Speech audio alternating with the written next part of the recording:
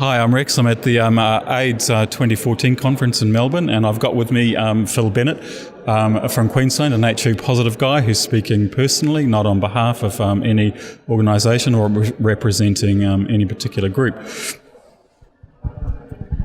Phil, hey Rex, how's it going? Oh, it's good. How are you going? I'm exhausted, tired, emotional, worn out, but enthused and reinvigorated. So yeah, no, it's been good. It's been good.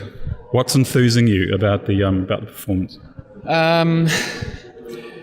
Just being part of something bigger and realising that HIV is affecting so many different people, and they're at different stages of. Some countries are where we were 20 years ago, and it enthuses me because it shows me that if I pass my knowledge on, that those people can be the beneficiaries of some, hopefully some wisdom or some experience, and that excites me because it seems that in Queensland, positive people seem to have less and less input into outcomes these days, and our voices aren't valued as much as they used to be, and I think that's a shame.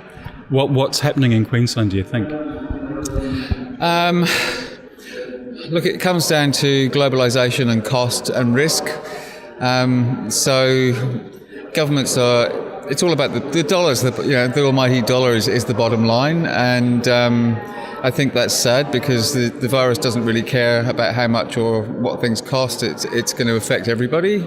Yet, as governments get more and more resource spare and have more demands on them, there's less and less resources. So the bottom line comes down to what's going to work for the least amount of money, without actually factoring into that human beings are part of this disease. So would you say that services are narrowing? I think services are more and more targeted, or services are being asked to do more and more with less and less, and I think that's a huge deficit. And what's falling through the gaps?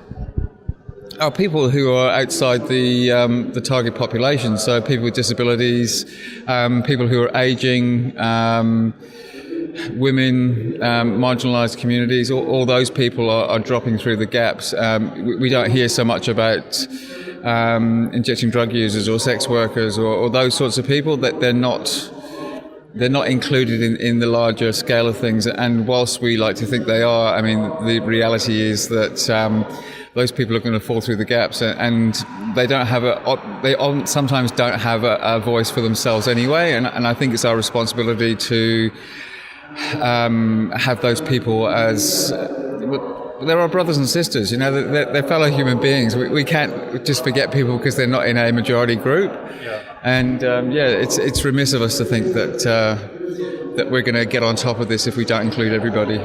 One of the things that I hear frequently, and one of the things I feel even, just for myself, is it's really hard to be critical in Queensland.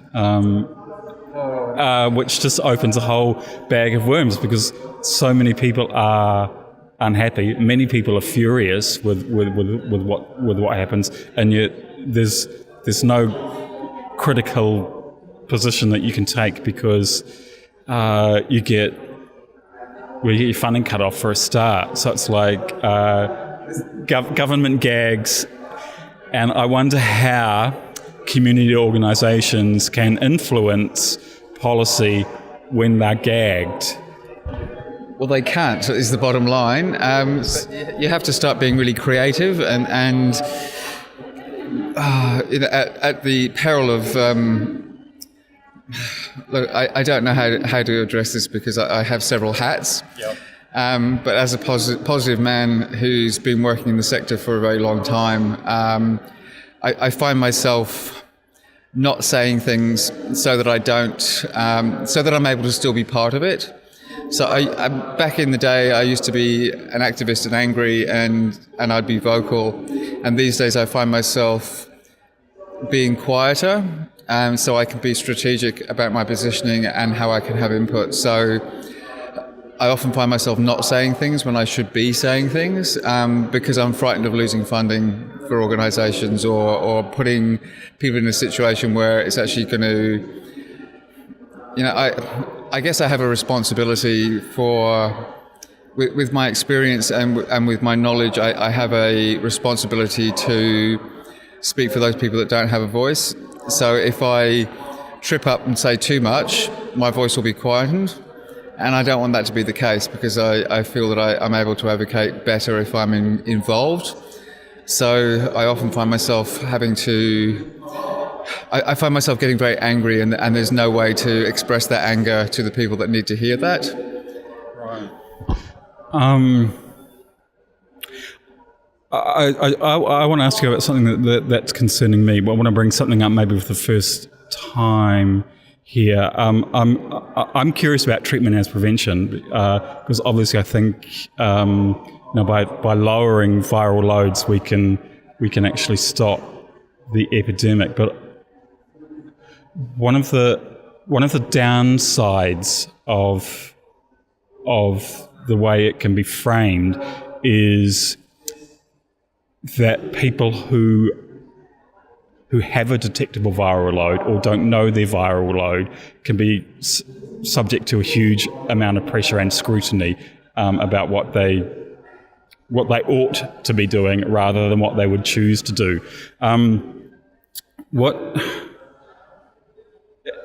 This feels like it's new territory, that the epidemic is actually moving into a sort of a new territory under treatment as prevention. And there are a lot of things we don't know, answers we haven't had.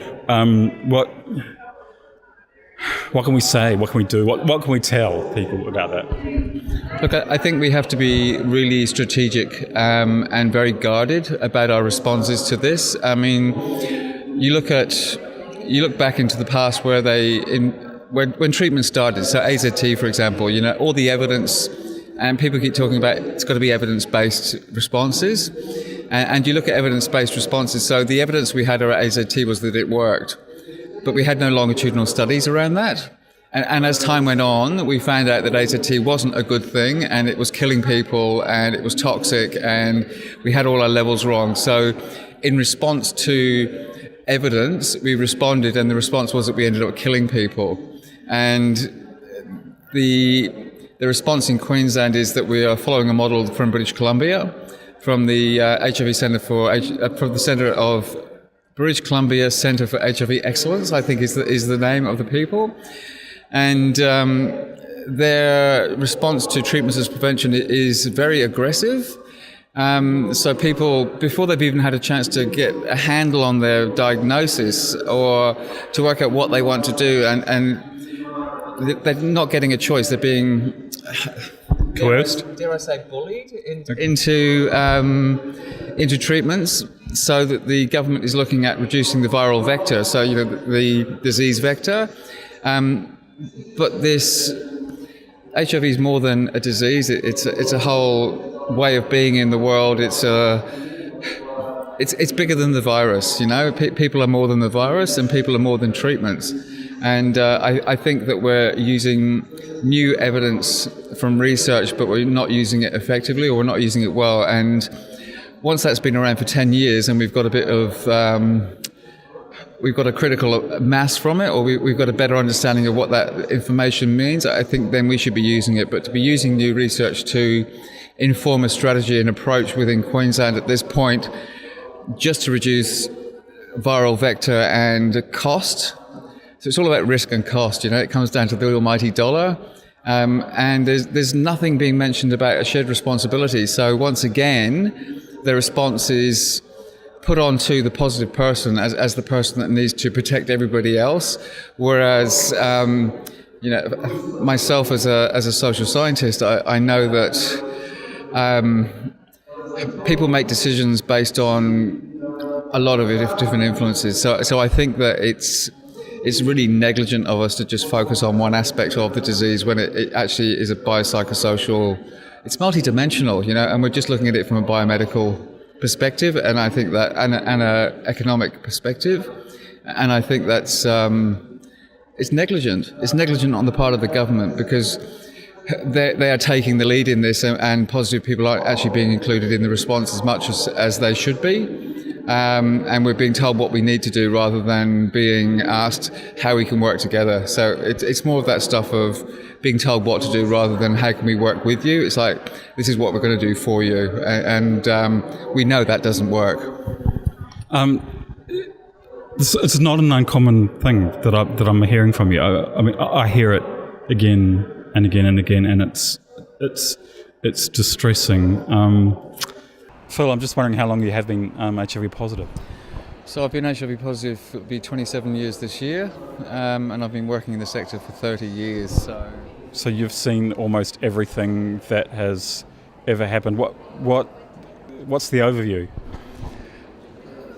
I think Justice Kirby summed it up really well, that HIV is this paradoxical disease, and that we've come so far yet we've come nowhere. I mean, here we are in Queensland talking about access to treatments and treatments as prevention, and yet you hear in Zambia that women can't even afford the gloves or sterile water to deliver children, and because they're HIV positive they're being turned away. So we seem to have come a long way, but at the same time we've come nowhere, and that's the shame of it all. I feel like I've worked for nearly 30 years and we've come nowhere, and once again, with 30 years of experience, that my voice is not being listened to. And I have more experience than the health minister does around this issue, and yet I'm not being valued. And I think that this is a big loss, that it's become very clinicalised, and that the voice of positive people is not being included as much as it should be. And we hear that nothing about us without us, but it's a lot of talk and not much action. And I think that's a major disappointment, that positive people aren't being involved or skilled up in areas around that stuff. So, people are given scholarships to come to conferences like this, yet they're not given the background and skills to be able to be involved with it. So yet again, we're looking at it from the outside looking in, and until it's a shared responsibility, and I come back to shared responsibility, it's a shared responsibility by everybody to work on this together, and if people don't have the skills, then we have a responsibility to skill those people up so they can be involved. Fantastic, thanks Phil. That's wonderful. Ta.